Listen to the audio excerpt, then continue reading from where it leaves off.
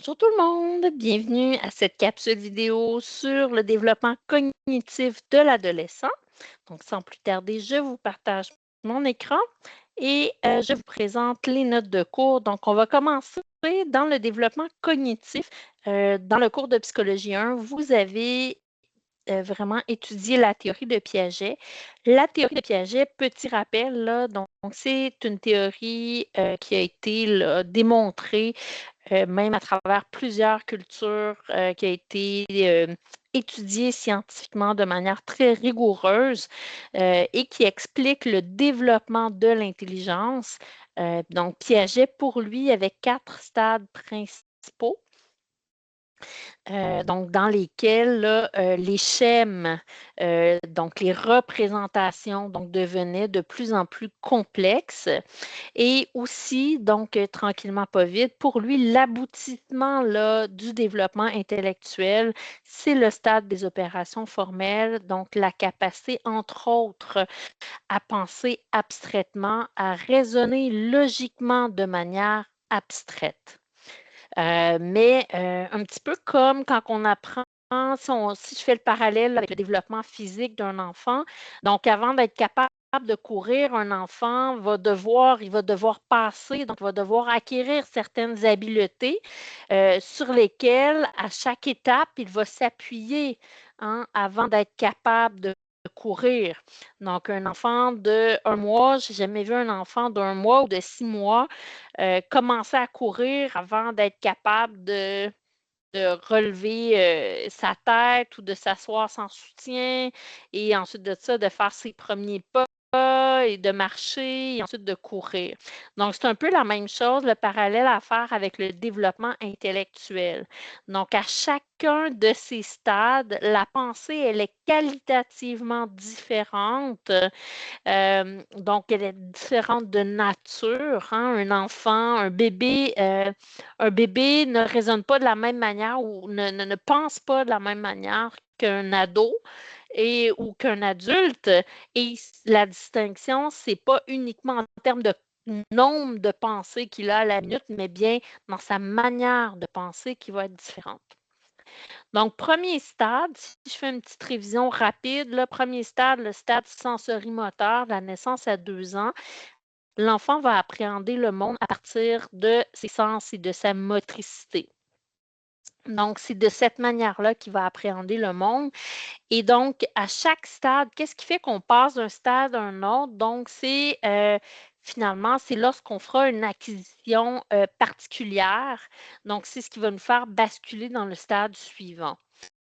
Alors, au stade sensorimoteur, tout au long de ce stade-là, l'enfant va graduellement acquérir la permanence de l'objet et lorsqu'il va avoir une bonne maîtrise de la permanence de l'objet, c'est ce qui va faire en sorte, c'est la principale acquisition qui va faire en sorte qu'il va passer au stade préopératoire. Il va venir avec la permanence de l'objet. On se rappelle, la permanence de l'objet, c'est la capacité de savoir qu'un objet existe même quand il est hors de son champ perceptuel.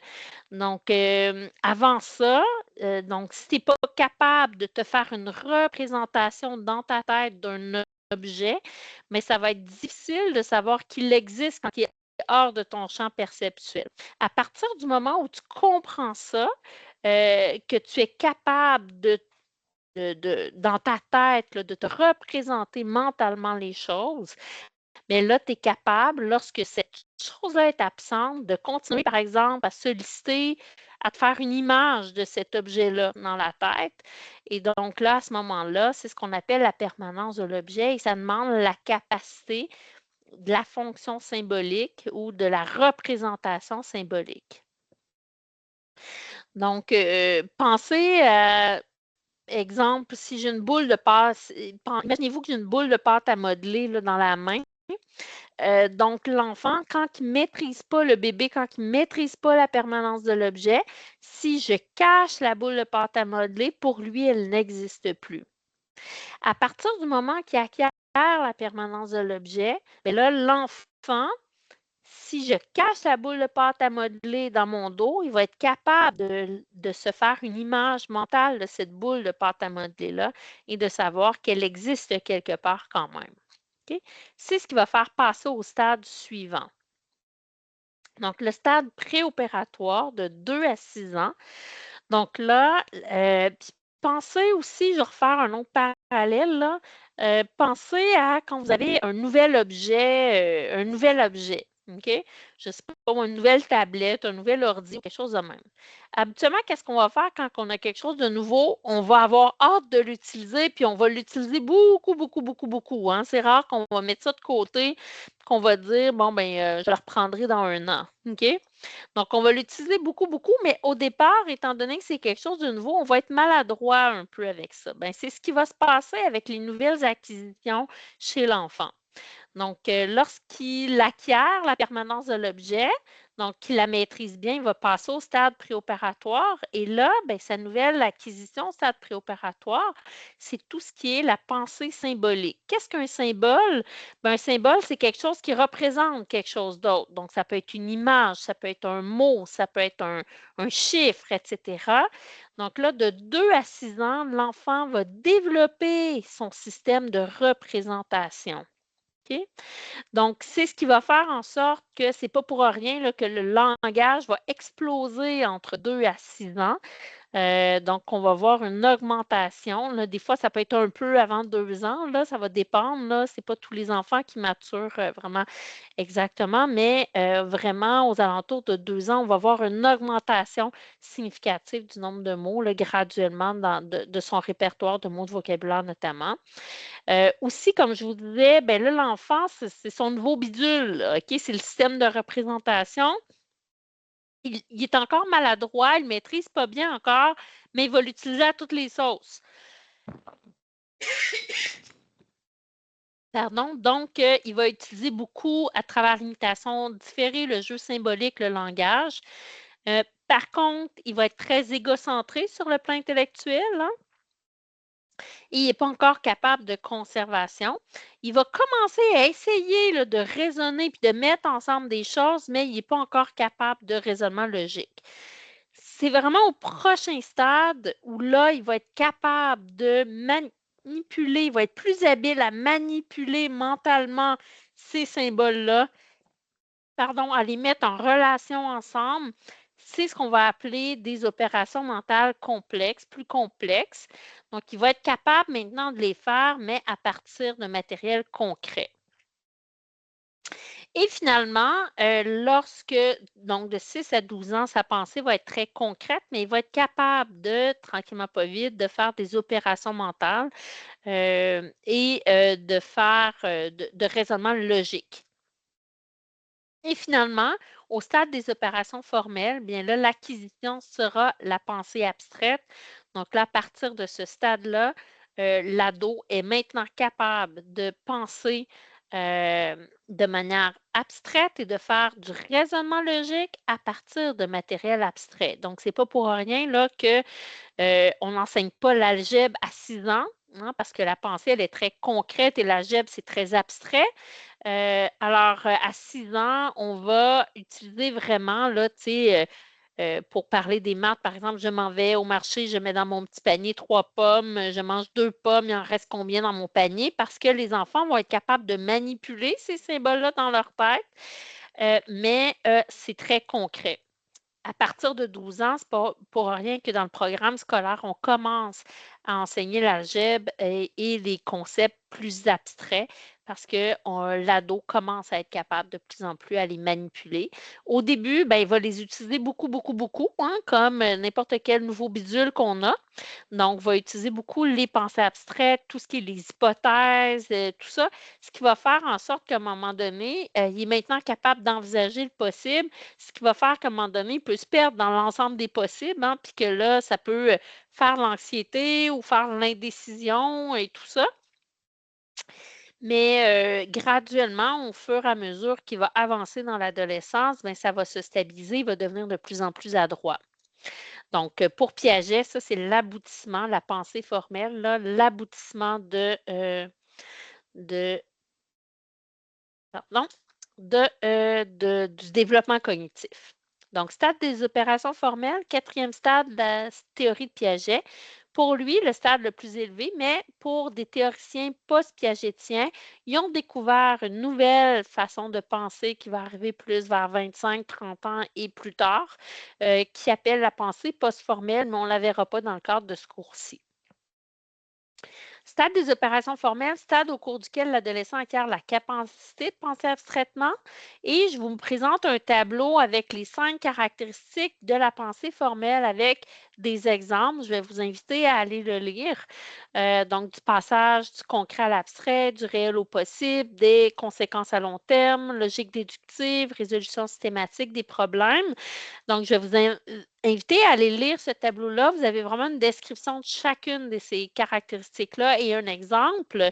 Ceci étant dit, dans une mise en situation, vous devrez être capable de reconnaître une pensée formelle d'une pensée qui va être plus concrète ou inductive. On va voir la différence sous peu.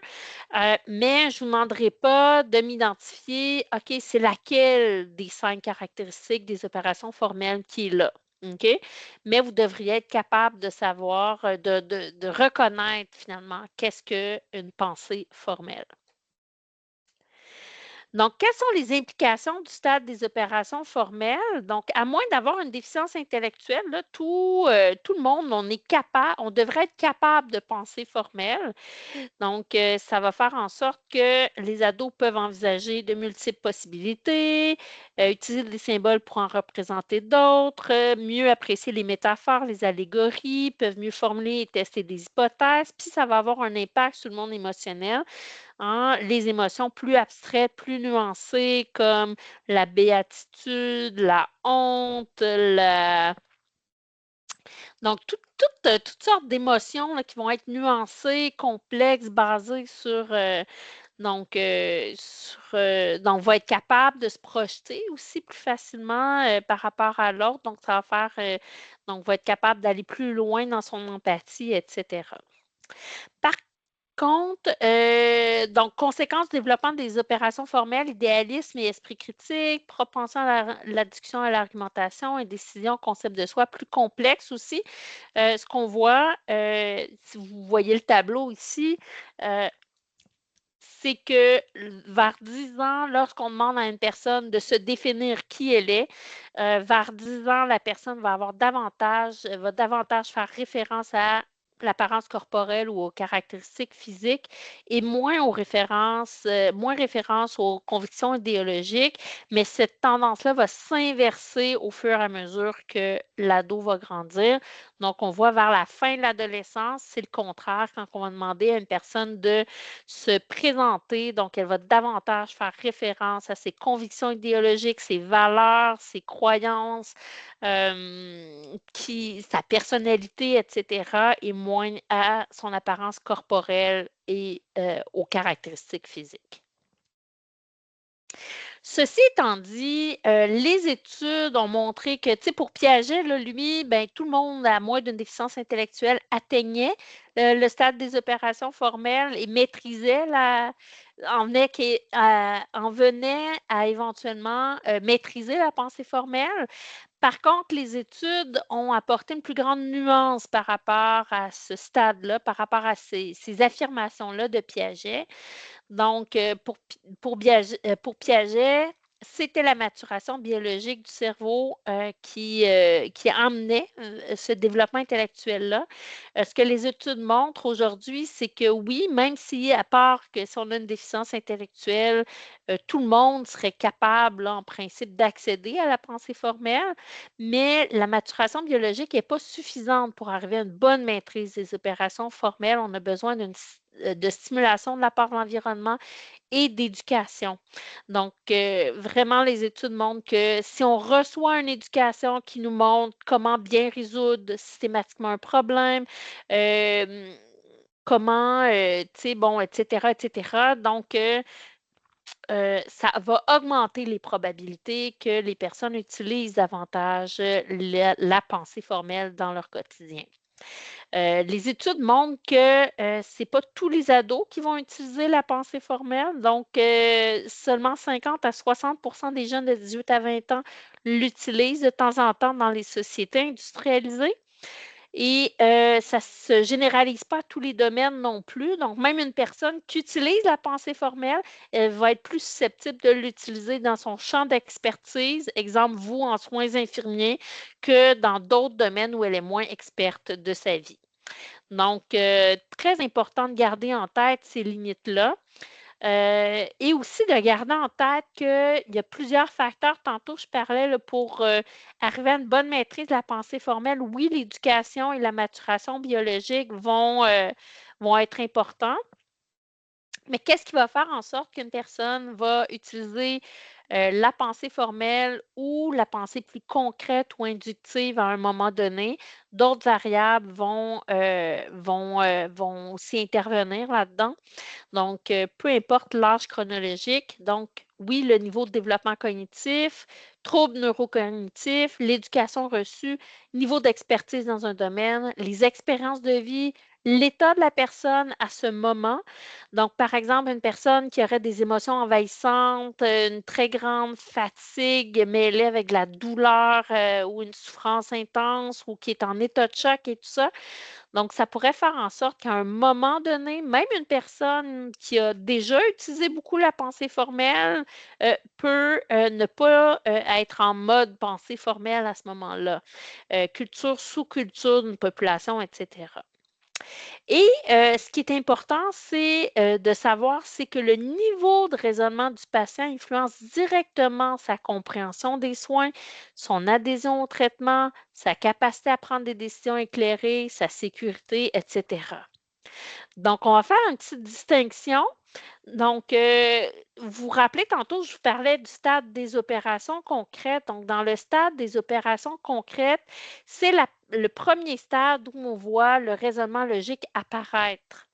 Donc, dans vos patients, vous allez avoir des patients qui peuvent utiliser, donc, puis ça, cette forme de pensée concrète-là ne disparaît pas après le stade. C'est à partir de ce stade-là qu'on est capable de l'utiliser.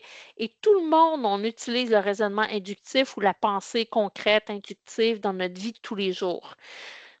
Puis la pensée formelle, ben, c'est pas tout le monde qui va l'utiliser ou des fois, il y a des gens qui vont l'utiliser de temps à autre ou d'autres qui vont l'utiliser tout le temps. Ou presque. Alors, quelle est la différence entre les deux? Donc, la pensée concrète et inductive, elle est davantage basée sur le concret, le visible et l'immédiat et l'expérience personnelle. Donc, une personne va prendre ses expériences personnelles, puis elle va tirer une conclusion générale de cette expérience-là. OK? Donc, par exemple, ah, mon père a fumé toute sa vie, puis il n'a jamais eu de cancer du poumon. Mon voisin a fumé toute sa vie, il n'a jamais eu de cancer du poumon. Donc, fumer ne donne pas le cancer du poumon. OK? Donc, ça pourrait être quelque chose comme ça. Là, on est plus dans une pensée qui est concrète et inductive. Donc, les personnes qui vont être dans ce type de raisonnement-là, à un moment donné, vont avoir plus de difficultés avec l'abstrait, les hypothèses, les probabilités, les explications générales ou statistiques.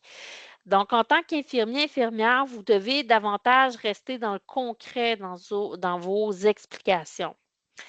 La pensée formelle, à ce moment, quant à elle, donc, c'est la capacité à raisonner de façon abstraite, comprendre les liens de cause à effet, envisager des scénarios futurs, comprendre des risques, probabilités, bénéfices.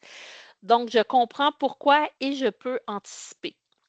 Et souvent, cette personne-là va partir de statistiques, d'études scientifiques, va aller se documenter souvent à partir de sources qui vont être fiables pour tirer des conclusions par rapport soit à ses soins, par rapport à sa santé ou quelque chose comme ça. Donc, je peux vous montrer un exemple. Là. Donc, par rapport à la prise de médication, donc une personne qui serait plus en pensée concrète ou inductive, donc pourrait dire quand je prends ce médicament, je me sens mieux. Quand je ne le prends pas, je me sens étourdie. Je le prends seulement quand je ne vais pas bien. Alors que la pensée formelle, la personne pourrait se dire, même si je ressens rien aujourd'hui, prendre ce médicament chaque jour aide à prévenir les complications à long terme. Un autre exemple par rapport à l'alimentation et le diabète, donc pensée concrète, inductive. Hier, j'ai mangé du gâteau et je me sentais correct, donc le sucre ne me cause pas problème. Ou pensée formelle, même sans symptômes immédiats, le sucre fait augmenter ma glycémie et peut causer des complications à long terme. Donc, voyez la distinction entre les deux. Et donc, selon le type de raisonnement que votre patient va avoir, donc, on n'adapte pas le discours nécessairement à l'âge chronologique, mais au fonctionnement réel du patient à ce moment précis-là. Donc, vous pouvez vous poser des questions. Est-ce que le patient pose des questions de type pourquoi, pour comprendre les mécanismes ou pas? Est-il anxieux, fatigué, en douleur? Peut-il faire des liens ou seulement suivre des consignes? Donc, vous pouvez vous poser des questions comme celle-là de manière à adapter votre discours. Comment adapter votre discours en fonction du type de raisonnement ou de pensée que la personne va avoir à un moment donné, hein? Parce que même une personne qui, je ne sais pas, une personne, une prof d'université qui va avoir utilisé majoritairement la pensée formelle dans à peu près toutes les situations de sa vie, peut arriver un jour à avoir un début de trouble neurocognitif et devenir avec une pensée plus concrète et inductive, ou peu importe. Donc, c'est important de voir cette personne-là à ce moment-là, dans quel type de pensée elle est. Donc, pensée concrète et inductive, type de discours, donc simple, concret, direct. C'est important de donner des étapes claires, des actions, OK, concrètes, de vraiment plus être dans le ici et maintenant plutôt que de parler de dans 10 ans, dans 15 ans, etc. Faire des démonstrations, des images, peut-être demander à la personne de reformuler ce qu'elle a compris pour vous assurer que la compréhension est là. Vous pouvez le faire avec les gestes. Donc, éviter des concepts trop abstraits, des statistiques. Euh, Par contre, avec la pensée formelle, donc là, vous allez davantage utiliser un discours explicatif, logique. Vous allez davantage expliquer les mécanismes, les raisons sous-jacentes à vos interventions, le court terme, le moyen terme, et vous allez utiliser des explications verbales. Donc, qu'est-ce qu'il ne faut pas faire avec des personnes qui vont être surtout donc sursimplifiées, donc simplifier la simplification à outrance finalement ou infantilisante. Donc, la personne pourrait trouver ça difficile. Et ça pourrait miner le lien avec l'infirmier, infirmière dans un contexte ou dans l'autre si on n'a pas la bonne adaptation. Donc, on pourrait avoir un exemple de comment adapter son discours dans le contexte de la vaccination d'un ado. Donc, le vaccin aide ton corps à se défendre avant que la maladie arrive. C'est comme s'entraîner avant un match. Ça, ce serait pour un ado qui a une pensée concrète, intuitive. Donc, utiliser une analogie simple et familière, mettre l'accent sur l'effet immédiat et concret, éviter les statistiques et discours abstraits. Pour un ado qui va être plus dans la pensée formelle, ben là, vous pouvez y aller avec l'explication. Donc, le vaccin stimule ton système immunitaire, réduit le risque de complications. Vous pouvez expliquer brièvement le mécanisme, aborder la prévention à moyen terme, favoriser les questions et la réflexion là, lorsque nécessaire.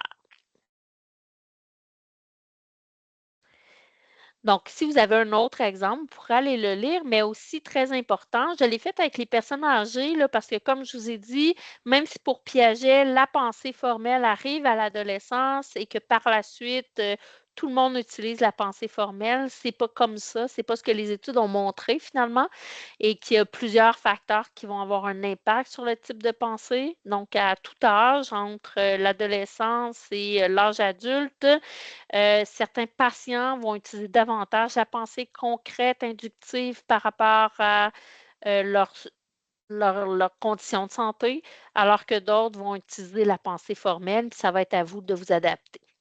Je vous ai aussi préparé un tableau. Ah non, c'est pas par rapport à ça. Donc, on termine. Le tableau, ça va être avec l'égocentrisme intellectuel à l'adolescence.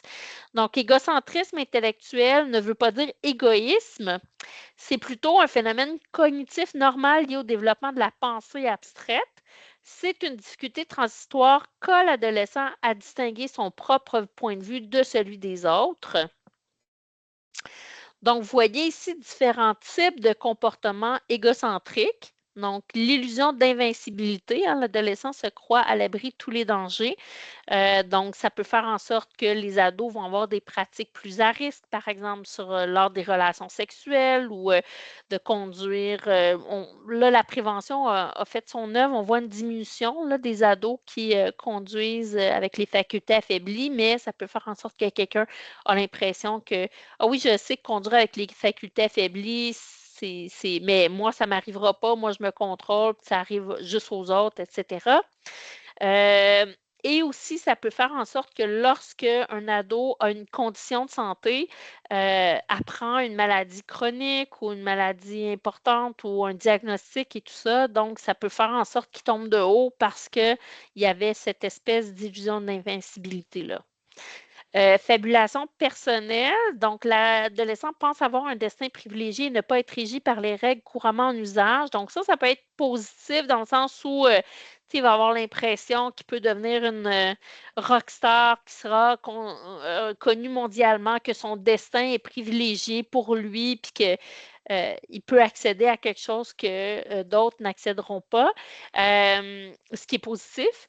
Mais aussi, ça peut faire en sorte, par exemple, qu'un ado qui apprend à avoir une certaine maladie ou quelque chose de même, ou d'autres choses, exemple une peine d'amour, peut avoir l'impression que personne d'autre, exemple, n'a vécu une peine d'amour aussi souffrante que la sienne, même si il ne faut pas minimiser la souffrance d'une peine d'amour à l'adolescence.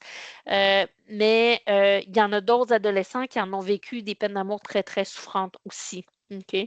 Donc, mais peut avoir l'impression que son destin est unique par rapport à ça, même quand c'est négatif aussi.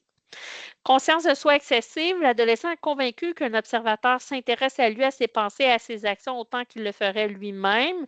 Donc, un exemple qui est ici, là, Mélanie est convaincue que tout le monde observe le bouton qu'elle a sur le front. Donc, elle a un bouton, puis elle s'en préoccupe beaucoup, puis elle a l'impression que tout le monde est centré juste sur ça.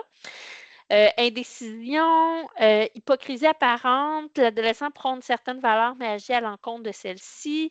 Idéalisme et esprit critique, donc l'adolescent se plaît à imaginer un monde idéal qui est souvent bien loin du monde réel qui l'entoure. Il exerce son esprit critique sur les figures d'autorité, en particulier sur ses parents. Ça peut être sur vous aussi, donc aussi lorsque vous représenterez ou sur le médecin, là, pour un ado qui a des problèmes de santé et propension à la discussion et à l'argumentation. Donc, l'adolescent ne manque pas une occasion d'argumenter. Je vous ai fait un petit tableau là, avec les différentes caractéristiques de l'égocentrisme intellectuel et le lien avec les soins infirmiers.